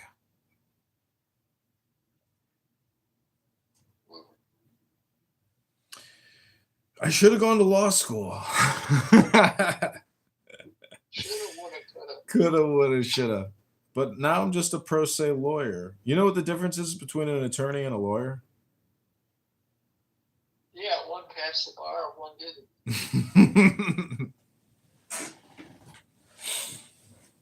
Well, anyways, You're a lawyer if you graduate law school. You're an attorney if you pass the bar. Interesting. Well, nothing really new here to report. I mean, all I got to do is just go to the gym, take a schwitz. The craziest thing is there's just not enough time in a day. I wish a 24-hour day was more like a 36-hour day. There's just not enough time to actually do all the things you want to do. So basically, you have to be very discerning and selective on what you're doing every day, and that your process, is optimized and flowing. I mean, your plastic dog toilet invention was a beautiful, brilliant thing. I'm amazed at plastic, and how it's used. Like I bought these Meta glasses. They're called Quest, 3D glasses. You can literally run a virtual desktop 3D right in front of your face now with two controllers. It is the most surreal experience. It's Where's the controllers in your hands? in your hands, left hand, right hand. It totally takes in your complete like visual spectrum, and you literally forget where the fuck you're at. You really feel like you're in a 3D world. It's so weird. Well, how much did you pay for that? Like $300. That was it. The technology is unbelievable. And you can run a computer in front of your face in a 3D world with with a joystick in each hand. And it's literally like running a desktop computer with all the apps. Really? It's the coolest thing. I mean, this is like it is a big thing. And like Zuckerberg and Meta and Priscilla Chan, they're responsible for creating like the first big revolution in technology, in my opinion. These Quest Meta glasses are the combination of like technology and perspective. It is the coolest thing I've ever seen. You're literally looking into darkness, but there are cameras on the front of it, and it reconstructs the room you're in. And you are now in an augmented reality looking through a lens, but you're looking at your room in a 3D environment. It's the coolest technology I've ever seen for $300. It's like, and I've only spent maybe like 2 hours using it, and it's so confusing to use. But I finally kind of figured out how to navigate it, because there's all these buttons on the controllers. Well, and what do you do? I mean, are you using it on a regular basis, or is it just a novelty, or what? No, it's not a novelty type of item. It's something that what's very cool is it's literally like sitting in a movie theater. Like all I'm telling you is like the way it works is so mind blowing that it's probably cooler talking about it than it is even using it, because when you watch a movie, you literally feel like you're in a movie theater and you're looking at a big screen movie theater. The audio is good, but it's just how clear it is. So until you experience it, like you have for $300, man, if you have the money, I would buy it. It is. Do they have either earpieces to it? It's or it just comes out of the audio is embedded in the headset. It's a Meta product. It's Google, it's Meta Zuckerberg. And so, dude, for 300 Wait, so you bucks, gotta wear a headset too? it's a headset and two joysticks. Yeah. It is basically the cheapest and coolest computer you could ever buy for 300 bucks. It's unfucking believable. It's just a headset. What are you looking at? You're looking at a 3D virtual computer simulator. It's the coolest thing I've ever seen. And it's only 300 bucks. It's literally you take a computer and you put it in front of your eyes and you have apps and you have a dashboard and you literally just like navigate a virtual computer. You look at YouTube, you can look at Messenger, you can look at Instagram, you can play 300 different video games. And the quality of it is so good. It's so clear. And you're like, I can't literally it's dangerous because you forget where the fuck you're at. Like if you do it in your living room that has a mapping system so you know that you're in a safe area, because part of these games you have to walk around. It's the coolest technology I've ever seen, and it's only 300 bucks. It blows my mind. How the fuck? Well, I'm gonna check it out. What's the name of it? Meta Quest. META Quest. Yeah, I bought it on. I only bought it because Amazon had it. For 300 bucks. I was like, damn, that's a good deal. 299 bucks. I was like, I'll give it a shot. You could. You can always return it, right? Huh? You can always return it. You can, You but like it. I would never return it because it's a computer. It's literally a computer, and it's the coolest way to like visualize a computer you've ever seen. It's like unlike anything you've ever experienced. And when you look at it, you look at the lenses, they're like these weird spiral hologram lenses.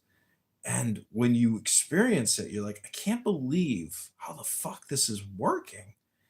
It's really good. This is why Meta is like putting out products that are the future of technology now. Battery life? An hour and a half, and then you just plug it back in, or you can plug it in when you're using it. But it is the first truly really great 3D hologram virtual simulator computer I've ever seen in my life. I've never seen a product like this. I can't tell you just how amazing it is because I love computers. I love pictures and videos.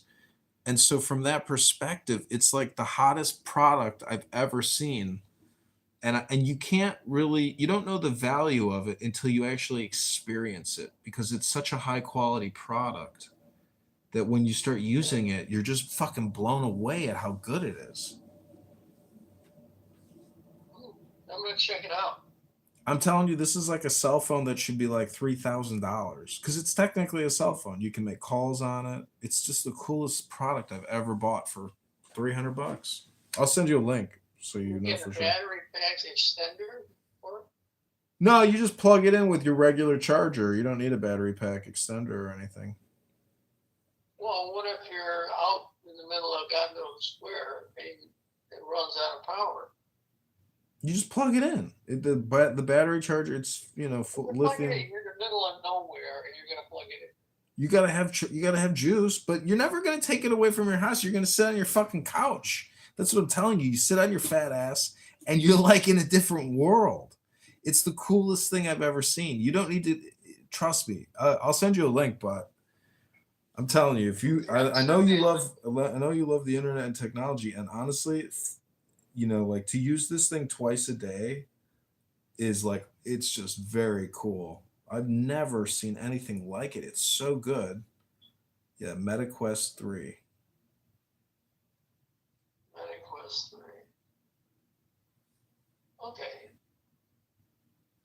You can buy one for $499 or you can buy one for $297. I kind of wish I had the one with the more gigabytes, but I went with the cheaper model because I'm like, fuck it. Maybe this thing sucks. Oh, it's got more memory. It fills up really fast. You download a video game, it's 21 gigabytes. So you can download limited shit. And I tried to download everything and I hit a threshold.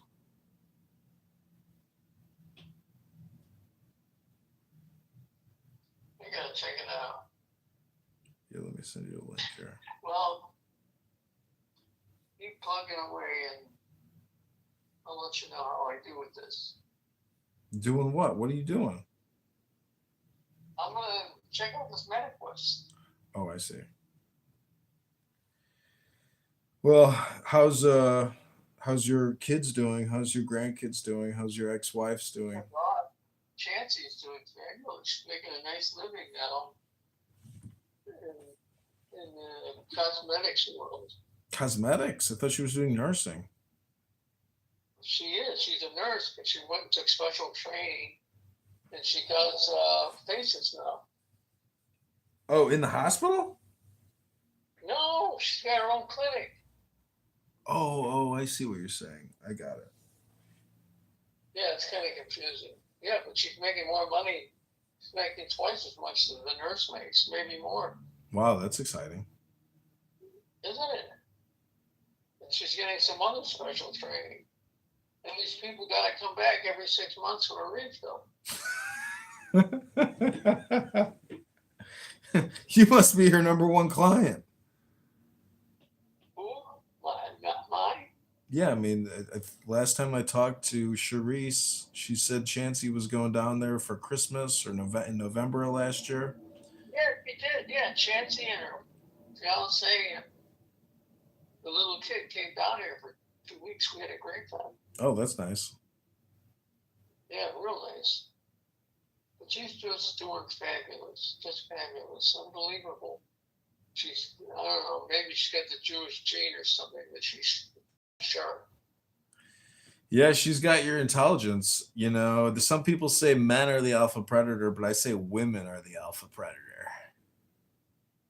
I think you're right. Yeah. I mean, think about They weren't at one time, they were passive, but those days are gone unless you happen to be a Muslim. Well, if you have 13 of them, you can splash water on them and beat them with a belt, you know, while they wail, cry, and scream supplications to Allah. Yeah, I just saw a video on that. If you beat a dog, you get 15 days in jail. If you beat your wife, it's like a couple of hours. Oh, man. That's funny.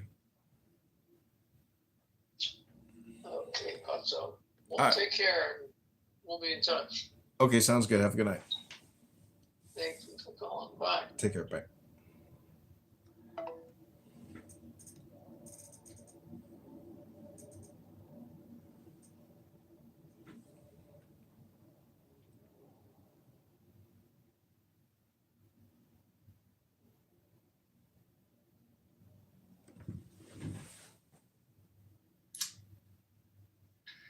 Like a sort of fungus or slime on the top of the whole thing. But we're thinking in a way, you see, that disconnects the intelligence from the rocks. Where there are rocks, watch out. Watch out, because the rocks are going eventually to come alive.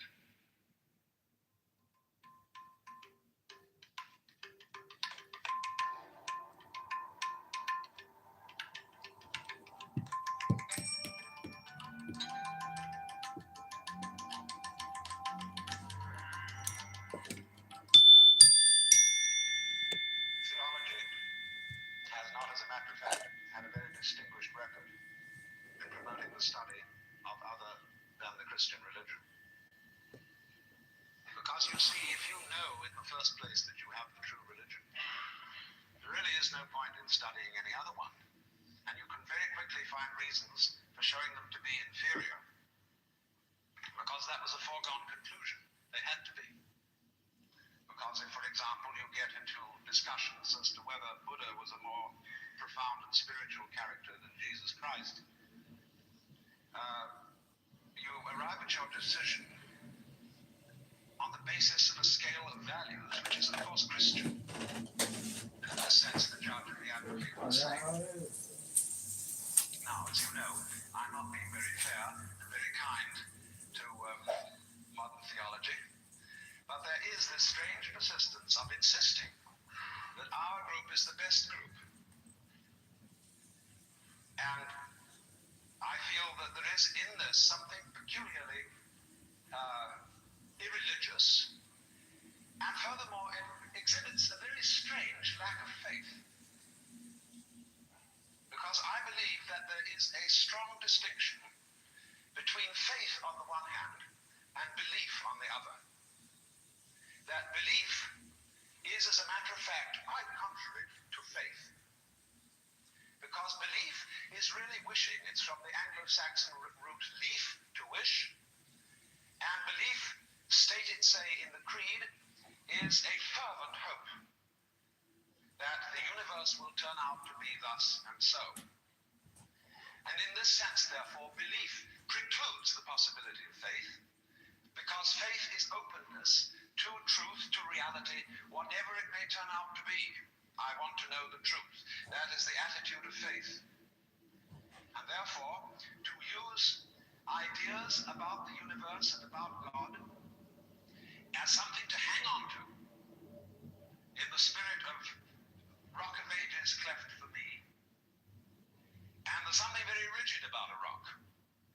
And we are finding our rock getting rather worn out in an age where it becomes more and more obvious that our world is a floating world. It's a world floating in space, where all positions are relative and any point may be regarded as the center. A world which doesn't float on anything. And therefore, the religious attitude appropriate to our time is not one of clinging to rocks, but of learning to swim. And you know that if you get in the water and you've nothing to hold on to, and you try to behave as you would on dry land, you will drown. But if, on the other hand, you trust yourself to the water and let go, you will float. And this is exactly the situation of faith.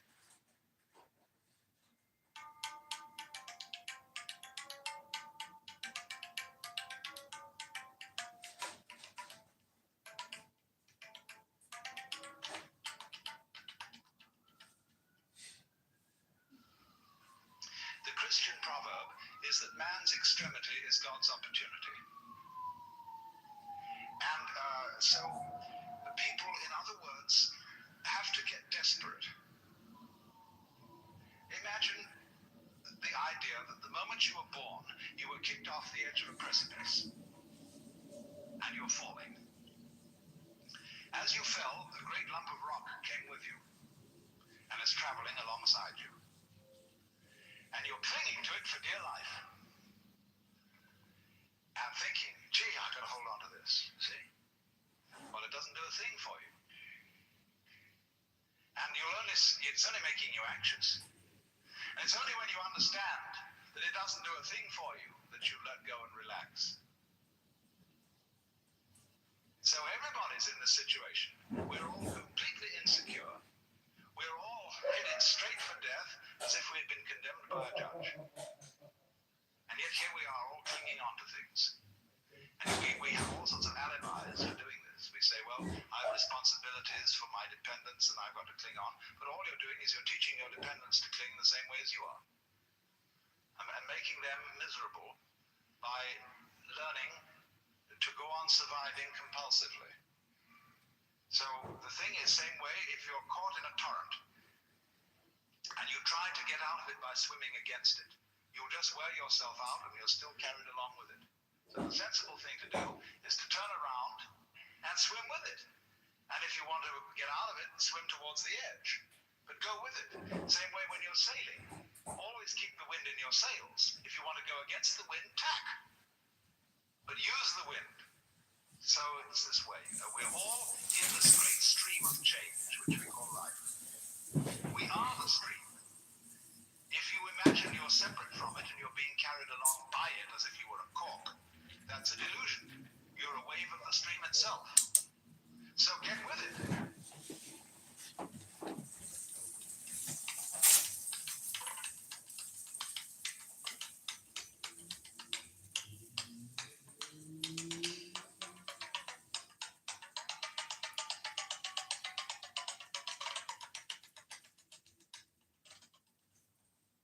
I had a friend studying Zen in Japan, and he got pretty desperate to produce the answer of who he really is. And on his way to an interview with the master to give an answer to the problem, he noticed a very common sight in Japan, a big bullfrog sitting around in the garden. And he swooped this bullfrog up in his hand and dropped it in the sleeve of his kimono. And then he went into the master, and to give the answer of who he was, he suddenly produced the bullfrog. And the master said, too intellectual.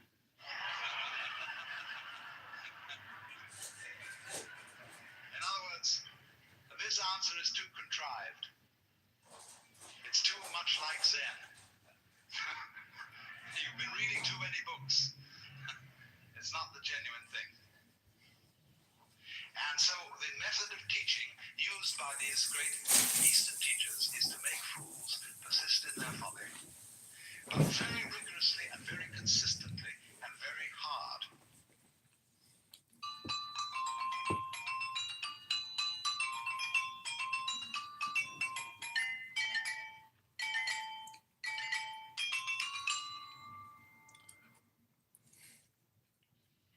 Now, if you go to a Zen teacher, he'll say, well, I have nothing to teach. There is no problem. Everything's perfectly clear. You think that one over.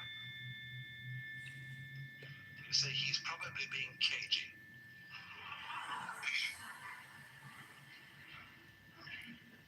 But the teacher says, quite honestly, I haven't anything to tell you. I don't teach anything. I have no doctrine. As I said to you in the beginning of this talk, I have nothing whatsoever to sell you. So the student thinks, this is very deep, because this nothing that he's talking about, this nothing that he teaches, is what they call in Buddhism shunyata, and it's supposed to be the ultimate reality. But as you know, if you know anything about these doctrines, this doesn't mean real nothingness, not kind of just nothing there at all, not just blank, but it means no thingness. It's the transcendental reality behind all separate and individual things, and that's something very deep and profound. So he knows that when the teacher said, I have nothing to teach, he meant this very esoteric no thing. Well, he might also say then, if you have nothing to teach, what are all these students doing around here? And the teacher says, they are not doing anything. They're just a lot of stupid people who live here. And he knows, again, you see, the stupid doesn't mean just straight stupid, but the higher stupidity of being people who are humble and don't have intellectual pride.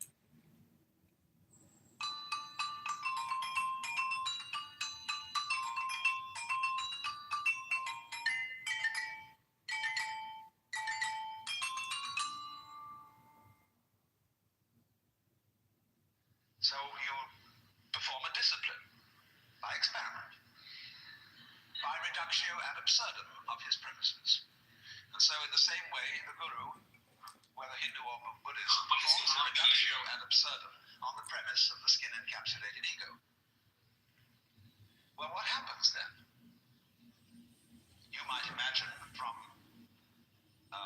garbled accounts of Eastern mysticism that one thereupon disappears forever into an infinite sea of faintly mauve jello.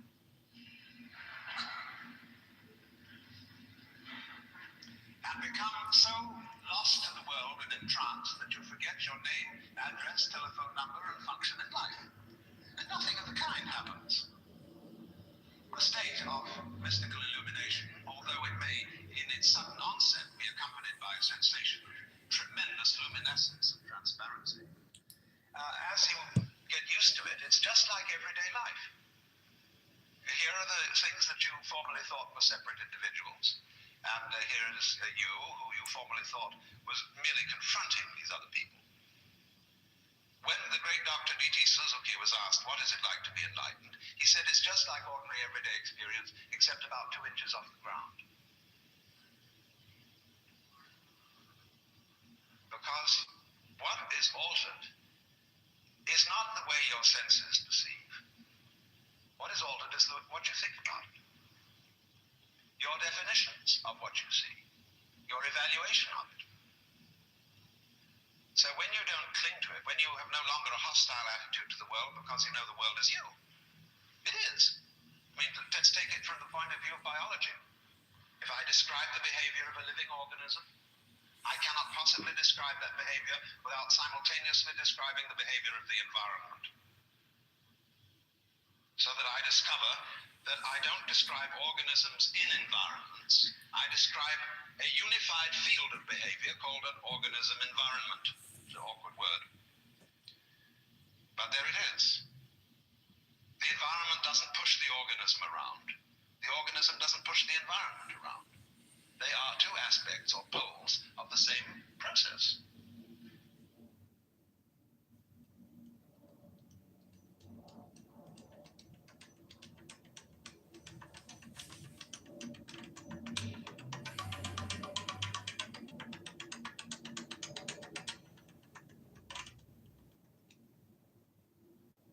See, in the history of philosophy and poetry and art, we always find the interchange of two personality types, which I call prickles and goo.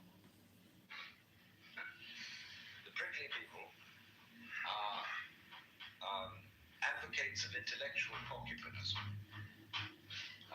They want a rigor. They want precise statistics. And they have a certain clipped attitude in their voices. And you know this very well in academic circles, where there are people who are always edgy like that. And they accuse other people of being disgustingly vague and miasmic and mystical. But the vague, miasmic, and mystical people accuse the prickly people of being mere skeletons with no flesh on their bones. And they say to you, you just rattle. You're not really a human being. You know the words, but you don't know the music. So therefore, if you belong to the prickly type, you hope that the ultimate constituent of matter is particles. If you belong to the gooey type, you hope it's waves. If you are prickly, you're a classicist. And if you're gooey, you're a romanticist.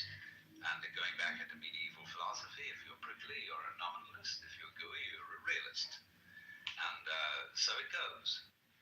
But we know very well that this natural universe is neither prickles nor goo exclusively. It's gooey prickles and prickly goo. And you see, it all depends on your level of magnification. If you've got your magnification on something so that the focus is clear, you've got a prickly point of view. You've got structure, shape, clearly outlined, sharply defined. You look out of focus, it's going to go bleh, and you've got goo. But we're always playing with the two, because it's like the question is the world basically stuff, like matter, or is it basically structure? Well, we find out, of course, today that in science we don't consider the idea of matter, of there being some sort of stuff, because supposing you wanted to describe stuff, in what terms would you describe it? You always have to describe it in terms of structure, something countable, something that can be designated as a pattern. So we never get to any basic stuff. There is a sense in which the universe is a Kitover game, but not in the sense of a one-upmanship game, but in the sense of music, which is lalling with sound, is dancing delightfully with sound, you see. And nobody was ever able to give a better account of what it's all about. I mean, let's take the traditional Christian account of what the angels do in heaven. Why they sit around the throne of God and sing Alleluia, Alleluia, Alleluia. And they're going, that's not just Alleluia in a sort of formal way, but they're going,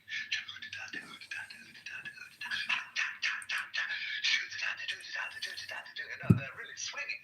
And by the time you know where they are, the swinging has reached such fantastic proportions.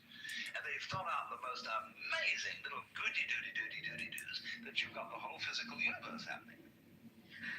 Yeah, that's the way it starts. And so, I mean, this game is great.